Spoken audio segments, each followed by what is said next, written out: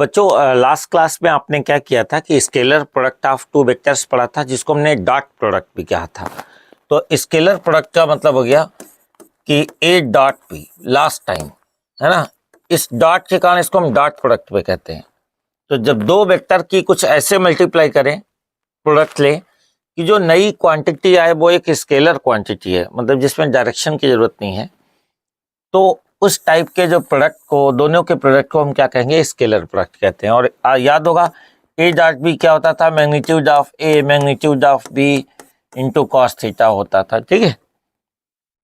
अब क्या है कि हम एक नया वेक्टर पढ़ रहे हैं बेटे, और इसमें क्या होगा कि दो वेक्टरों की कुछ ऐसे मल्टीप्लाई करेंगे कि जो नया वेक्टर आएगा वो भी एक वेक्टर हो। तो दो वेक्टर की इस तरीके से मल्टीप्लाई हो, प्रोडक्ट हो, कि जो नया रिजल्टेंट वेक्टर आएगा वो भी एक वेक्टर क्वांटिटी हो, ठीक है।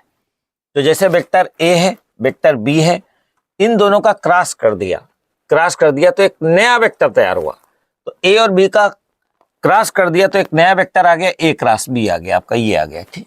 अच्छा, देख रहे होगे कि A cross B vector A पे भी परपेंडिकुलर है और वेक्टर बी पे भी परपेंडिकुलर है, ठीक है कि नहीं। तो जैसे कि ये मेरी फिंगर है, वेक्टर ए है, वेक्टर बी है, और ये जो पेन है वो क्या हो गया, ए क्रॉस बी हो गया बेटा, है ना।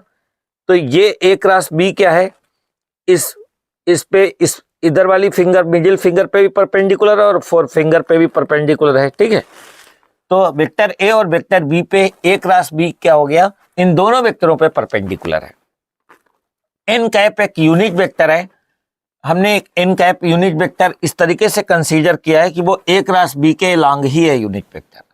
अगर आप n cap unit vector along A cross B ले लेते हो, तो अगर ए क्रॉस बी ए और बी पे परपेंडिकुलर है, मतलब ये वेक्टर ए पे भी परपेंडिकुलर, इसके साथ भी 90 डिग्री बना रहा है, 90 डिग्री बना रहा है, और ए क्रॉस बी बी के साथ भी कितना बना रहा है, 90 डिग्री बना रहा है, तो यूनिट वेक्टर भी ए और बी पे क्या होगा, परपेंडिकुलर बनाएगा, क्योंकि यूनिट वेक्टर को हमने ए क्रॉस बी के अलोंग लिया है। तो वेक्टर प्रोडक्ट या cross product of two vectors कैसे डिफाइन होता है, इसको वेक्टर प्रोडक्ट को क्रॉस प्रोडक्ट क्यों कहते हैं, क्योंकि ए और बी के बीच में इस क्रॉस का निशान है, देख रहे हो ना आप, इस ए और बी के बीच में क्रॉस का निशान है, वेक्टर ए और वेक्टर बी के बीच में क्रॉस है। That's why sometimes we call vector product of two vectors as cross product of two vectors भी कहते हैं। तो वेक्टर ए का मैग्नीट्यूड फिर वेक्टर बी का मैग्नीट्यूड, ए और बी के बीच जो एंगल है उसका साइन, और एन कैप बता दिया था क्या है, unit vector along A cross B है बच्चों, ठीक है। अच्छा, वेक्टर ए का जो मैग्नीट्यूड है सिंपली ये कह सकते हैं, वेक्टर बी का मैग्नीट्यूड बी है, साइन थीटा एन कैप कह सकते हैं हम, ठीक है। अब हम अगर ए क्रॉस बी का मॉड्यूलस अगर हम निकालते हैं, मॉड निकालते हैं, तो पता क्या होगा कि इस ए बी साइन थीटा है ना, एन कैप है ना, ए बी साइन थीटा का अलग ले लो मॉड्यूलस, इसका अलग ले सकते हो आप मॉड्यूलस एक साथ। तो पता है कि A B sine theta simply A B sine theta हो जाएगा, और किसी भी यूनिट वेक्टर का जो मैग्नीट्यूड होता है वो क्या होता है, 1 होता है, तो 1 से मल्टीप्लाई करोगे यही होगा, ठीक है। इसका मतलब वेक्टर ए क्रॉस बी का मॉड्यूलस लेते हैं, यानी कि मैग्नीट्यूड लेते हैं, तो वो क्या होगा, simply A B sine theta के बराबर आ जाएगा आपका, ठीक है। तो अब हम लोग बेटे प्रॉपर्टीज करने वाले हैं। प्रॉपर्टीज क्या होगी इसकी, किसकी प्रॉपर्टीज, वेक्टर प्रोडक्ट की। Vector product of two vectors की क्या प्रॉपर्टीज, पहली प्रॉपर्टी बेटा कि A cross B is not equal to B cross. आपको बता दें कि ए और बी वेक्टर का अगर हम क्रॉस प्रोडक्ट बेटा करते हैं, तो आप देखोगे कि जैसे कि मैं इसको रोटेट कर रहा हूं, ठीक है कि नहीं, ए से बी की तरफ, ए क्रॉस बी, ठीक है, right hand screw rule use कर रहे हैं हम, ए क्रॉस बी है ना, ए क्रॉस बी, आप देखोगे ये ऊपर आ गया है ना, ये ओपन हो गया, ऊपर हो गया। और अगर हम बी से ए की तरफ क्रॉस करते हैं, जैसे ए क्रॉस बी किया, तो क्या है, थंब किधर बता रहा है, ए क्रॉस बी की डायरेक्शन को बता रहे हैं। बाय द वे अगर हमने बी क्रॉस ए किया होता, जैसे अगर हम बी क्रॉस ए करते, तब क्या होता बेटा, ए क्रॉस बी में आप क्या देख रहे हो बेटा, ए क्रॉस बी में ऊपर जा रहा है। अगर हम बी क्रॉस ए करते हैं, जैसे वेक्टर ए है और ये क्या है, वेक्टर बी है, ठीक है कि नहीं। तो ए क्रॉस बी तो ऊपर होगा, और अगर हम बी क्रॉस ए करेंगे तो क्या होगा, ये नीचे आ जाएगा। आप देख लो इसको, राइट हैंड स्क्रू रूल से भी देख लो। ए क्रॉस बी किया तो ए क्रॉस बी आप देखोगे धीरे धीरे धीरे धीरे ये ओपन करते जा रहे हैं हम, ठीक है कि नहीं। इसका मूवमेंट क्या हो रहा है, ऊपर हो रहा है ना। ऐसे ही अगर हम बी क्रॉस ए करेंगे तो क्या होगा, धीरे धीरे मूवमेंट क्या हो जाएगा, ये क्या होगा, इसका मूवमेंट क्या हो रहा है, डाउनवर्ड हो रहा है। बी क्रॉस ए क्या है, डाउनवर्ड हो रहा है, ठीक है। अगर हम ए क्रॉस बी करेंगे, फिर से ए क्रॉस बी करेंगे, ए क्रॉस बी करेंगे तो देखो ऊपर जा रहा है ना, ये ऊपर की तरफ जा रहा है ऐसे, ठीक है कि नहीं। और अगर हम बी क्रॉस ए करेंगे तो धीरे धीरे क्या जा रहा है, ये नीचे की तरफ। बी क्रॉस ए करेंगे, बी क्रॉस ए, बी से ए की तरफ, बी क्रॉस ए करेंगे तो मूवमेंट इसका करोगे, मतलब क्लॉकवाइज घुमा रहे हैं, क्लॉकवाइज घुमा रहे हैं तो स्क्रू जो है वो क्या हो रहा है, कैप नीचे जा रही है। और अगर हम एंटी क्लॉकवाइज घुमाएंगे, ए क्रॉस बी एंटी क्लॉकवाइज घुमाएंगे तो थंब की तरफ, ये ऊपर की तरफ होता जाएगा, ठीक है कि नहीं। देखिए ये आपका ये ए ओपन हो गया है ना। तो आप देख रहे हैं कि ए क्रॉस बी क्या है, ऊपर है बेटा, और अगर हम बी क्रॉस ए करेंगे तो वो क्या होगा, नीचे आ जाएगा। इसका मतलब ए क्रॉस बी करने पे ऊपर है, बी क्रॉस ए करने पे नीचे है, इस तो डायरेक्शन अलग हो गई। तो A cross B is not equal to B cross A, ध्यान रखना। अब दूसरा क्या है कि ए क्रॉस बी और अगर बी क्रॉस ए में रिलेशन चाहिए होगा तो क्या होगा। अच्छा, ए क्रॉस बी का मैग्नीट्यूड और बी क्रॉस ए का मैग्नीट्यूड दोनों की क्या होंगे, सेम, लेकिन डायरेक्शन अपोजिट है। तो अगर मैग्नीट्यूड सेम है और डायरेक्शन अपोजिट है तो एक वेक्टर दूसरे वेक्टर का क्या होता है, माइनस।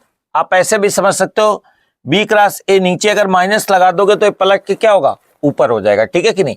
जैसे अगर बी क्रॉस ए है, ओके, आपने इसके आगे क्या लगा दिया, माइनस लगा दिया, तो अब क्या होगा, ये माइनस लगा दोगे तो ये पलट जाएगा, वेक्टर ऊपर चला जाएगा, ठीक है कि नहीं। तो अब B minus B cross A cross B के एलांग हो गया, तो यानी उसके इक्वल हो गया। तो एक चीज आप नोटिस करोगे बच्चों कि अगर ऑर्डर चेंज होगा, ए क्रॉस बी की जगह बी क्रॉस ए, ये इधर इधर करोगे तो क्या होगा, माइनस आ जाएगा।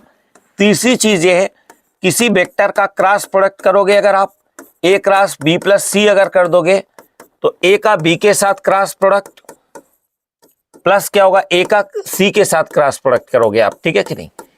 ए का बी के साथ क्रॉस प्रोडक्ट, देन ए का सी के साथ करेंगे, ठीक है।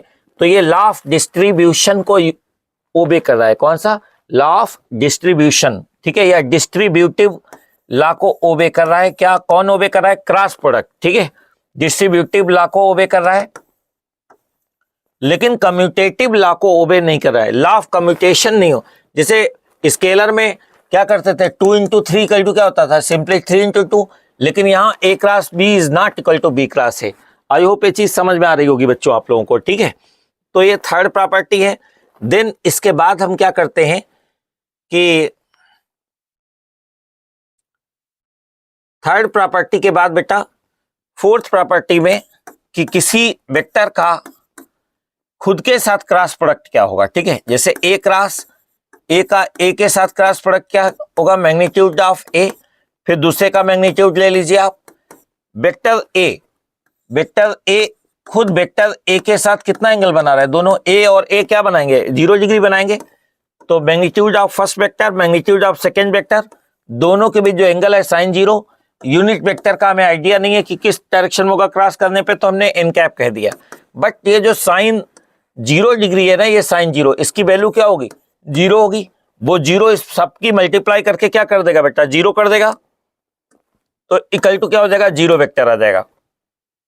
इसके बाद ये फोर्थ प्रॉपर्टी हो गई। देन हम लोग बात करेंगे फिफ्थ की, किसी भी वेक्टर की 0 के साथ क्रॉस, मतलब नल वेक्टर के साथ क्रॉस वेक्टर करने पे 0 वेक्टर हो जाता है। ये ध्यान रखिएगा बच्चों, सारे बच्चे, ठीक है। अब हम लोग का क्या करते हैं, सिक्स प्रॉपर्टी है। सिक्स प्रॉपर्टी है कि if vector A is parallel to vector B, मतलब वेक्टर ए और बी पैरेलल है बच्चों। जैसे कि वेक्टर ए है और इधर क्या है आपका वेक्टर बी है, इन दोनों, ये दोनों क्या दिख रहे हैं आपको, पैरेलल वेक्टर दिख रहे हैं। जैसे वेक्टर ए है और ये वेक्टर बी है, दोनों के बीच एंगल कितना है, 0 डिग्री है। तो देन ए क्रॉस बी क्या हो जाएगा बच्चों, magnitude of vector A magnitude of vector B into कितना होगा, sin 0, यूनिट वेक्टर का पता नहीं किधर होगा, एन कैप कह दीजिए मान लो, ठीक है। अच्छा देखो, याद होगा बेटा कि ए क्रॉस बी जब हमने लिखवाया था तो क्या किया था, mod of A mod of B into sine theta, ठीक है कि नहीं। हमें यहां एन कैप लिखने की क्यों जरूरत पड़ी, क्योंकि ए लेफ्ट साइड क्या है, ए और बी का क्रॉस करने पे वेक्टर आएगा, राइट साइड स्केलर है, तो दोनों साइड वेक्टर होने के लिए हमें एक यूनिट वेक्टर से मल्टीप्लाई करना पड़ेगा, ठीक है कि नहीं बच्चों। ये यूनिट वेक्टर क्या होता है, ए क्रॉस बी के अलॉन्ग होता है। दैट्स वाई जब हम क्रॉस प्रोडक्ट करते हैं तो magnitude of first, magnitude of second, sine theta और एन कैप यूनिट वेक्टर से हमें मल्टीप्लाई करना पड़ता है, तभी दोनों साइडें क्या होंगी, वेक्टर होंगी। अगर आप एन कैप नहीं लगाओगे तो राइट साइड आपकी स्केलर होगी और लेफ्ट साइड क्या होगी, वेक्टर, जो कि मैथमेटिकली सही नहीं है, ठीक है बेटा। तो दैट्स वाई ये एन कैप हो गया। बट साइन जीरो क्या होगा, जीरो होने के ड्यू टू इसकी मल्टीप्लाई क्या करेगा, जीरो वेक्टर, यानी कि दो अगर पैरेलल वेक्टर्स हैं उनका क्रॉस प्रोडक्ट क्या आएगा, जीरो आएगा, ठीक है। इवन अगर वेक्टर ए और vector be in case by the way 180 degree पे भी होते, एंटी पैरेलल, तो पैरेलल है, अगर एंटी पैरेलल होते मतलब वेक्टर ए इधर और वेक्टर बी इधर, पता है कितना थीटा होता, 180 डिग्री होता यहाँ पे, ठीक है। तो जब हम क्रॉस करके क्रॉस प्रोडक्ट करेंगे तो साइन 180 की वैल्यू क्या होती है, जीरो होती है। साइन 180 क्या होता है आपका, जीरो, यानी कि दो वेक्टर अगर पैरेलल हैं या एंटी पैरेलल हैं तो उनका क्रॉस प्रोडक्ट क्या आएगा, आपका जीरो आएगा बेटा। समझ में आया कि नहीं। तो अब हम लोग इसके बाद एक चीज और करने जा रहे हैं कि देन ये 6 तो मेन प्रॉपर्टीज हो गई, इनके बिहाफ पे हम फर्दर प्रॉपर्टीज निकालने वाले हैं और उनको हम नोट में लिखेंगे, ठीक है कि नहीं। तो ये सारी प्रॉपर्टीज हम नोट में लिखेंगे। तो जो 7th है, 8, 9, 10 आगे की जो भी 3-4 प्रॉपर्टी हैं, they will be derived from these 6 properties only, ठीक है। तो 7th में क्या है कि जैसे कि मान लो यूनिट वेक्टर आई, आपको पता होना चाहिए बेटा कि जैसे कि वेक्टर ये x है और ये क्या है, y है, और ये क्या है, z एक्सिस है। x के अलॉन्ग यूनिट वेक्टर क्या होता है, i कैप, y एक्सिस के अलॉन्ग क्या होता है, j कैप, z के अलॉन्ग क्या होता है, k कैप। ये सारे म्यूचुअली आपस में क्या होते हैं, परपेंडिकुलर वेक्टर्स होते हैं बच्चे, समझे कि नहीं। ये परपेंडिकुलर सब है, सारे परपेंडिकुलर हैं, म्यूचुअली परपेंडिकुलर हैं। i का i के साथ क्रॉस क्या होगा, आपको पहले बता दिया था मैंने कि किसी वेक्टर का खुद के साथ जो क्रॉस प्रोडक्ट होता है वो क्या होता है बेटा, जीरो वेक्टर होता है, ठीक है कि नहीं। तो ऐसे ही i क्रॉस i क्या होगा, जीरो होगा। लेकिन चलो अगर आप डिफरेंट तरीके से करना चाहे तो देखो, i पहले का मैग्नीट्यूड फिर दूसरे का मैग्नीट्यूड, i के साथ क्या बनाएगा, साइन जीरो। लेकिन ठीक है, तो हमें यूनिट वेक्टर i क्रॉस है, अभी अनप्रिडिक्टेड, हमें नहीं पता, हमने एन कैप कह दिया। बट साइन जीरो क्या होगा, जीरो होने के ड्यू टू ये सारी मल्टीप्लाई क्या कर देगा, जीरो, नल वेक्टर कह देंगे हम, ठीक है।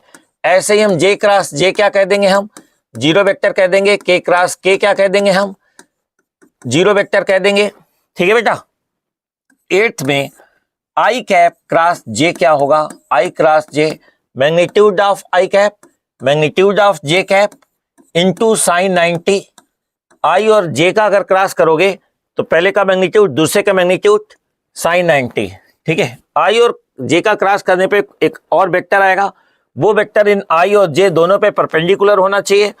ऑफ कोर्स आई और जे दोनों परपेंडिकुलर कौन सा वेक्टर होगा, के कैप। तो आई कैप का मैग्नीट्यूड 1, जे कैप का मैग्नीट्यूड 1, साइन 91 इंटू के कैप, तो क्या आ गया आपका, के कैप आ गया। ऐसे ही हम जे क्रॉस के करेंगे तो उसकी वैल्यू क्या होगी, जे और के का क्रॉस करोगे तो इन दोनों पे ये आई कैप क्या होगा, इसी तरीके से परपेंडिकुलर हो जाएगा। के क्रॉस आई कितना हो जाएगा बेटा, जे के बराबर हो जाएगा, ठीक है। अब आई कैप और ये क्या है, जे कैप, और ये क्या है आपका के कैप, ठीक है। आई का इसको हम थोड़ा शॉर्टकट में ऐसे समझ लेते हैं, आई का जे के साथ एंटी क्लॉकवाइज बना दो, आई जे के, आई का जे के साथ क्रॉस करेंगे तो के, जे का के साथ क्रॉस करेंगे तो आई, के का आई के साथ क्रॉस करें, क्रॉस प्रोडक्ट ले लेंगे तो क्या आ जाएगा, जे आ जाएगा, ठीक है। लेकिन अगर उल्टा चलेंगे तो आप देखोगे कि आई क्रॉस जे, देखो आई क्रॉस जे करेंगे तो क्या आएगा, आई क्रॉस जे करेंगे तो क्या आएगा, के, जे का के साथ करोगे तो क्या होगा, जे क्रॉस के क्या होगा, आई कैप। के का आई के साथ करोगे तो क्या हो जाएगा बेटा, के क्रॉस आई क्या हो जाएगा, जे कैप। लेकिन ऑर्डर चेंज कर दे, मतलब जे क्रॉस आई करोगे तो माइनस के कैप आएगा, ठीक है। तो अगर इसको इधर करोगे तो इधर क्या होगा, माइनस साइन आ जाएगा। कहने का मतलब अगर जे क्रॉस आई अपने कर दिया, उल्टा चले आप तो जे क्रॉस आई रहेगा तो के कैप, लेकिन आगे माइनस आ जाएगा। आपने के क्रॉस आई की जगह आई क्रॉस के कर दिया अगर, तो उल्टा अगर आप चले आई क्रॉस के तो क्या होगा, माइनस जे कैप आ जाएगा। के क्रॉस जे आपने कर दिया अगर, है ना, के क्रॉस जे कर दिया, इधर से इधर चले तो क्या होगा, के क्रॉस जे के आगे आई माइनस आई कैप आ गया। आई होप ये चीज समझ में आ गई होगी बच्चों। तो 8 प्रॉपर्टीज के बाद हम लोग अब आगे चलते हैं, 9th प्रॉपर्टीज हम यूज करेंगे। तो 9th प्रॉपर्टीज में क्या करना है हमको कि 9th वाले केस में बहुत इंपॉर्टेंट हम लोग करने वाले हैं, let vector A equal to कितना, a1 I cap plus a2 J cap plus a3 K cap, ये रेक्टेंगुलर कंपोनेंट की फॉर्म में है। मान लो वेक्टर बी कितना होगा, b1 आई कैप प्लस b2 जे कैप प्लस क्या होगा आपका b3 के कैप हो जाएगा बच्चों, ठीक है। हम लोग करने क्या वाले हैं, ए और बी का क्रॉस प्रोडक्ट करने वाले हैं। तो ए और बी का क्रॉस प्रोडक्ट करने से पहले 12th क्लास में जब आप जाओगे तो एक डिटर्मिनेंट के नाम से चैप्टर होगा, वो पढ़ाया जाएगा आपको। और अभी हम डिटर्मिनेंट चैप्टर नहीं पढ़ाने वाले हैं, लेकिन जो बेसिक यूज होगा वो बता देंगे हम आपको। यहाँ पे कोफैक्टर और माइनस वगैरह जब आप पढ़ोगे तो यहाँ पे plus minus plus minus plus minus plus minus plus, ठीक है। इस डिटर्मिनेंट में यहाँ पे जो कोफैक्टर की वैल्यू होगी, जो डायगोनल पे है एलिमेंट, उन पे क्या होगा, पॉजिटिव होगा। बाकी जगह क्या आता है, ये निगेटिव आ जाता है। डायगोनल वाले पॉजिटिव, बाकी निगेटिव, ऐसे याद रखिएगा आप, ठीक है। तो ए और बी का जब हम क्रॉस करते हैं तो एक बहुत शॉर्टकट ये है कि इसको हम डिटर्मिनेंट मेथड से हम सॉल्व कर लेते हैं। ये क्या होगा, आई कैप जे कैप और ये क्या कर लिख देंगे, के कैप लिख देंगे। फिर आई जे के नीचे a1 a2 a3, a1 a2 और क्या हो गया a3, ये क्या हो जाएगा यहाँ पे b1 b2 और क्या हो जाएगा b3 हो जाएगा। देन हम लोग क्या करेंगे कि इसके बाद, अच्छा देखो बेटा कितनी रोज कितनी है, नंबर ऑफ रोज कितनी है, नंबर ऑफ कॉलम कितने हैं। आप देखोगे नंबर ऑफ रोज है, रोज आपकी 3 है, कैसे 1 2 3, और नंबर ऑफ कॉलम्स क्या है बेटे आपके, number of columns these are 3। कौन कौन से, first column, second column, third column, ठीक है बेटा। तो हम लोग क्या करेंगे कि जब हम क्रॉस प्रोडक्ट निकालेंगे तो सबसे पहला काम यह है कि ये आई कैप कहां पे बैठा हुआ है, ये आप देखो जरा। आई कैप क्या है, प्लस पे, जे कैप कहां पे है, माइनस पे, के कैप कहां पे है, प्लस पे। तो वैसे आप किसी भी कॉलम, किसी भी रो के अलोंग ओपन कर सकते हो, आप एक्सपेंड कर सकते हो डिटर्मिनेंट को, बट आप यहां आई जे के कैप फर्स्ट रो के अलोंग अगर आप करोगे तो जल्दी आपको रिजल्ट मिल जाएगा, ठीक है कि नहीं। इवन बायो वाले बच्चे भी आराम से समझ सकते हैं, क्योंकि उनको अलग से डिटर्मिनेंट पढ़ने की जरूरत नहीं पड़ेगी, ये शॉर्टकट से समझ में आ जाएगा। तो ये क्या हो जाएगा, ये आपका आई, ये प्लस है, ये कहां पे, ये प्लस पे, माइनस पे और ये प्लस पे है, ठीक है। तो हम लोग क्या करेंगे कि सबसे पहला काम है ये आई कैप, ठीक है, और थोड़ा नीचे कर देते हैं हम, ठीक है।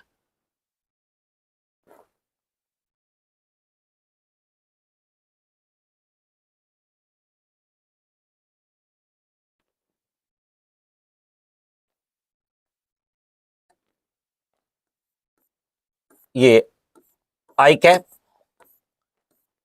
माइनस जे कैप प्लस, देखो बेटा ऐसा है कि ये आई कैप कहां पे, प्लस पे है तो आगे प्लस रखा, जे कैप कहां पे, मैंने बताया था माइनस पे, ये बताया था मैंने बेटा आपको कि ये plus minus plus minus plus minus plus minus plus, diagonal वाले पॉजिटिव बाकी निगेटिव। तो जे कैप कहां पे, माइनस पे, इसलिए इसके आगे क्या लगा दिया, माइनस लगा दिया बेटा। और के कैप कहां पे, पॉजिटिव पे, प्लस वाली पोजीशन पे, तो प्लस लगा दिया, ठीक है।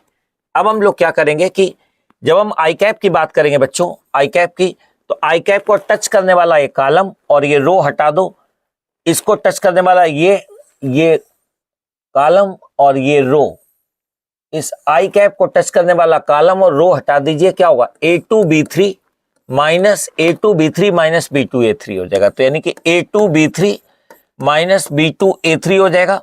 जब हम जे कैप इसकी बात करेंगे तो जे कैप को टच करने वाला कॉलम, ये कॉलम और ये रो हटा दीजिए, a1b3 A1 B3 minus B1 A3 हो जाएगा, ठीक है कि नहीं। B1 A3, जब हम K कैप की बात करेंगे तो K कैप को टच करने वाला कॉलम और ये रो हटा दीजिए, A1 B2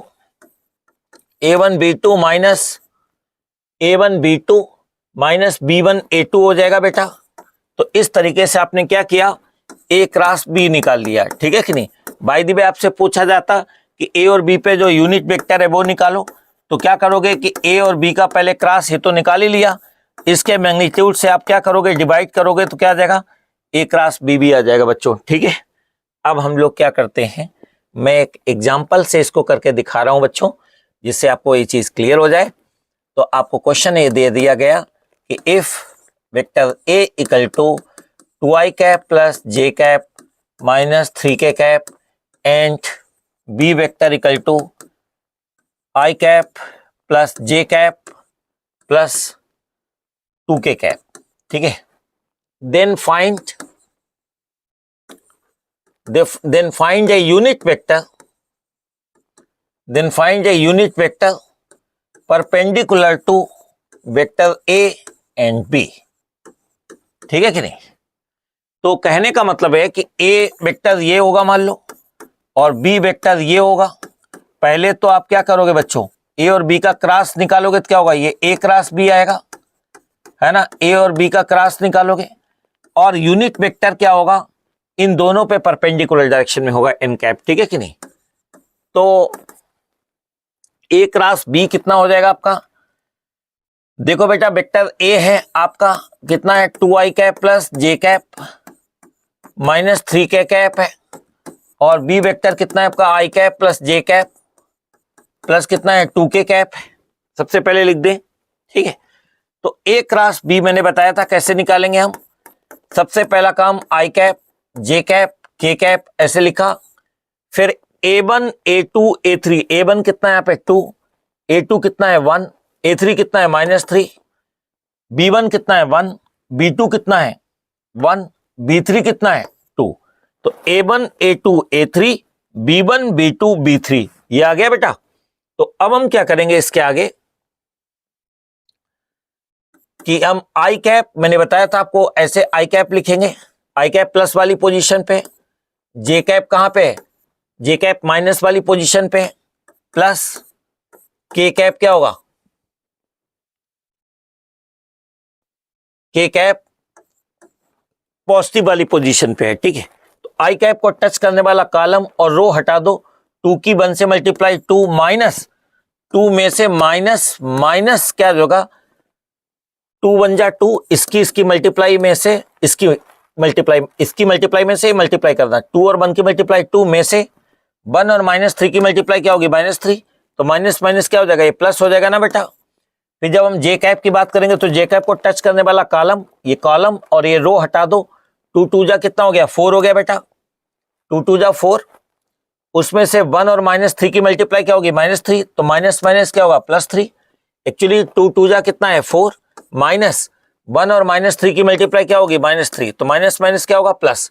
फिर के कैप को टच करने वाला कॉलम और रो हटा दो, 2 1 जा 2, के कैप को टच करने वाला कॉलम और रो हटा दो, 2 1 जा 2 में से 1 1 जा 1 माइनस कर दिया, क्या हुआ 2 और 3 क्या होगा 5i कैप, माइनस 4 3 कितना हुआ 7j कैप, और 2 में से बन गया क्या होगा 1 इंटू के कैप, ये आ गया आपका, ये आ गया बेटा A क्रॉस B आ गया आपका, ठीक है। ये आपका A क्रॉस B निकल के आ गया, ठीक है। अब हम लोग क्या करेंगे बेटे, A क्रॉस B का मैग्नीट्यूड, ये मैंने लास्ट वीडियोस में बताया हुआ था कि xi cap plus yj cap plus zk cap हो तो क्या होगा, इसका मैग्नीट्यूड क्या होगा, i कैप का कोफिशिएंट क्या है 5, उसका स्क्वायर कर दो, j कैप के आगे क्या है -7 का स्क्वायर कर दो, k कैप के क्या है 1 है, तो ये अंडर रूट कितना हो जाएगा, 5 का स्क्वायर कितना हो गया 25 हो गया, प्लस -7 का स्क्वायर 49 और 1 का स्क्वायर 1, 49 में 1 ऐड किया 50, कितना हो गया आपका 75 हो गया बेटा, 75 क्या हो जाएगा 5√3 हो जाएगा। तो आपने A क्रॉस B का मैग्नीट्यूड निकाल लिया। अब हम क्या करेंगे बेटे, यूनिट वेक्टर निकालेंगे हम इसमें। इसके बाद नाउ लिखेंगे, नाउ यूनिट वेक्टर, जो रिक्वायर्ड यूनिट वेक्टर था वो क्या बताई थी डेफिनेशन, किसी वेक्टर को उसी के वेक्टर के मैग्नीट्यूड से अगर हम डिवाइड कर देते हैं तो हमें यूनिट वेक्टर आता है। ए क्रॉस बी क्या है, खुद में एक वेक्टर है, उसका मैग्नीट्यूड ये था, वेक्टर को उसके मैग्नीट्यूड से डिवाइड कर दिया, यूनिट वेक्टर आ गया। ए क्रॉस बी था कितना आपका, देखो 5i cap minus 7j cap plus k cap था बेटा, डिवाइडेड बाई कितना हो जाएगा आपका 5√3 होगा, ये आपका यूनिट वेक्टर आ गया। आई होप ये सारे बच्चों को समझ में आ गई होगी। अब हम लोग आगे चलते हैं। कितनी प्रॉपर्टीज हो गई थी बेटे, प्रॉपर्टी नंबर आई थिंक 8 हम लोगों ने, ये 9th एग्जाम्पल दे दिया था, ये 8 था, 9 था। अब हम लोग 10th की बात करते हैं, 10th प्रॉपर्टीज बताते हैं, जिसमें हम लोग क्या करेंगे, एरिया ऑफ पैरेललोग्राम निकालने वाले हैं, ठीक है कि नहीं। 10th एरिया ऑफ पैरेललोग्राम, एक ऐसा पैरेललोग्राम जिसके एडजेसेंट साइड्स के लॉन्ग वेक्टर्स दे रखे हैं। जैसे इस पैरेललोग्राम की दो जो एडजेसेंट साइड है उनके लॉन्ग हमें वेक्टर्स पता है, ए क्रॉस बी पता है, ठीक है बेटा। तो अब हम इसका नाम रख देने से ओ एम एन पी है, मान लो ये पैरेललोग्राम, इसका हमें निकालना है। तो बेटे पता है एरिया निकालना है, क्या निकालना है, एरिया निकालना है। यहां से परपेंडिकुलर ड्रॉप कर दो, इसका नाम रखा है एन। आप खुद देखो जरा अच्छा कि ये जो पीएन है वो किसके बराबर होगा, PN sine theta equal to PN upon OP होगा। तो पीएन क्या होगा, बी साइन थीटा के बराबर हो जाएगा, sine theta equal to PN upon OP, है ना। तो पीएन की वैल्यू क्या होगी, बी साइन थीटा, ठीक। एरिया ऑफ पैरेललोग्राम क्या है, एरिया ऑफ पैरेललोग्राम बेटा कौन सा, ये आपको याद होगा कौन सा एरिया पैरेललोग्राम हम ले रहे हैं, जो parallelogram O M N P है। इसमें एक कोई साइड ले लेते हैं, बेस ले लेते हैं, है ना, ए, और उस पे जो परपेंडिकुलर साइड है कौन सी, ये वाली परपेंडिकुलर जो हाइट है, मतलब दो पैरेलल साइड में से कोई सी भी एक साइड ले ली, ए ले ली, और ये perpendicular height B sine theta से क्या किया, हाइट से मल्टीप्लाई कर दिया, तो क्या आ गया आपका A B sine theta. But A B sine theta तो आपका A vector A cross B का मॉड्यूलस था बच्चों, याद करो, ठीक है। ए बी साइन थीटा क्या था आपका, वेक्टर ए क्रॉस बी का मॉड्यूलस था। इसका मतलब है कि अगर दो एडजेसेंट साइड दे रखी हैं तो पहले तो उन दोनों का क्या निकाल लीजिए, आप क्रॉस निकाल दीजिए, क्रॉस प्रोडक्ट, और इसके बाद क्रॉस प्रोडक्ट निकालने के बाद उसका मॉड्यूलस अगर आप ले लेंगे तो पैरेललोग्राम का, इस पैरेललोग्राम का क्या आ जाएगा, एरिया आ जाएगा आपका, ठीक है। अब इसके बाद क्या करते हैं हम लोग हैं कि नेक्स्ट जो है हम लोग 11th, इसी में इसी पार्ट में हम 11th वाला पार्ट भी निकालते हैं। एरिया ऑफ, अगर हमें ट्रायंगल निकालना होता है, एरिया ऑफ ट्रायंगल, सपोज करो हम ये वाला एरिया ओ एम पी निकालते हैं, area of triangle O M P. तो आपको पता है कि कोई भी डायगोनल पैरेललोग्राम का, चाहे ये वाला डायगोनल हो चाहे ये वाला, कोई भी डायगोनल पैरेललोग्राम के एरिया को दो इक्वल पार्ट्स में डिवाइड करता है, ठीक है कि नहीं। यानी कि ये जो एरिया होगा वो पूरे पैरेललोग्राम के एरिया का क्या होगा, हाफ होगा, ठीक है। तो ये क्या हो जाएगा आपका ए क्रॉस बी होगा, समझे कि नहीं बच्चे। अब 12 नंबर की प्रॉपर्टी ये है, तो मतलब कहने का मतलब ये है कि अगर हमें इस ट्रायंगल की, ये ट्रायंगल दे रखा होता तो हम पता क्या करते कि पहले तो हम पूरे पैरेललोग्राम का एरिया निकाल लेते और उसका आधा कर लेते, तो ये वाला जो पार्ट है ये, इसकी वैल्यू हमारी ये वैल्यू आ जाती है, ठीक है। अब हम आगे चलते हैं और 12th प्रॉपर्टी है क्या है कि जैसे कि कोई पैरेललोग्राम है, ठीक है, इसके डायगोनल के अलोंग ये वेक्टर D1 दे रखा है और इधर दे रखा है D2 वेक्टर, ठीक है कि नहीं। तो किसी पैरेललोग्राम के अगर आपको डायगोनल्स दे रखे हैं और आपको इस केस में आपको क्या निकालना है ना, ये D1 और D2 दे रखा है, तो area of parallelogram OMNP when vectors along its diagonals are D1 vector and D2 vector, ठीक है, D1 vector and D2 vector है, ठीक है बेटा। D1 और D2 है, तो क्या हो जाएगा, कैसे निकालोगे area, D1 cross half D1 cross D2 कर देंगे आप, ठीक है कि नहीं। ये we can prove it, but अभी फिलहाल ये समझ लो कि D1 और D2 का क्रॉस प्रोडक्ट कर लो और मॉड्यूलस ले लो, तो आपका एरिया आ जाएगा पूरे पैरेललोग्राम का, ठीक है बेटा। देन 13 वेरी इंपॉर्टेंट थिंग कि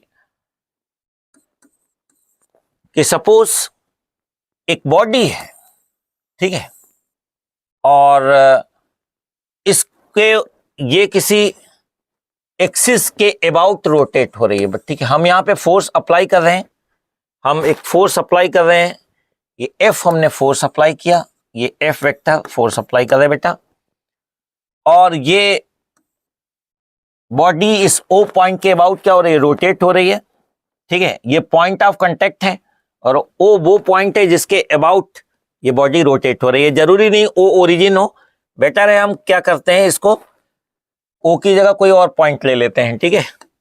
तो हम ले लेते हैं, सपोज कि हम ले लेते हैं A, और A क्या है, B पॉइंट है, ठीक है।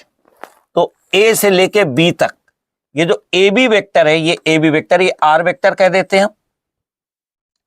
तो यहां पे क्या होगा बेटा कि जो R वेक्टर होगा वो एक्चुअली क्या है, AB वेक्टर है, और AB वेक्टर क्या है आपका, OB vector minus OA vector हो जाएगा, ठीक है।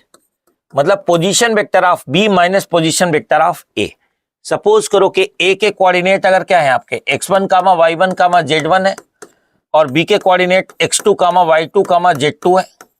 तो बच्चों ये जो OB वेक्टर होगा वो क्या होगा, x2y cap plus y2j cap plus क्या होगा, z2k कैप होगा, माइनस OA वेक्टर जो है आपका क्या होगा, x1i cap plus y1j cap plus क्या होगा, z1k कैप हो जाएगा, ठीक है। तो आपने R वेक्टर निकाल दिया।